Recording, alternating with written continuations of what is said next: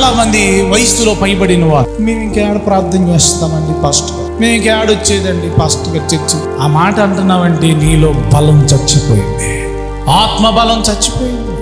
Bible గ్రంథంలో వృద్ధులకు నేను ఆత్మ బలాన్ని తగ్గించేస్తాను, యవనస్తులకే ఇస్తానని దేవుడు ఏం చెప్పాడా? లేదు. వృద్ధాప్యంలో కూడా దేవుడు తన ఆత్మతో అభిషేకంతో నింపి నేను బలమైన పాత్రగా వాడుకోగలిగిన వాడై ఉన్నాడు. హల్లెలూయా. బాధ్యతలన్నీ తీరిపోయిన తర్వాత దేవునితో ఎక్కువ సమయాన్ని గడుపు, దేవుని పైన ఆధారపడు. ఖచ్చితంగా నీవు నూతన బలాన్ని పొందుకుంటావు, కలలు కంటావు, దీర్ఘదర్శిగాను ఉంటావు.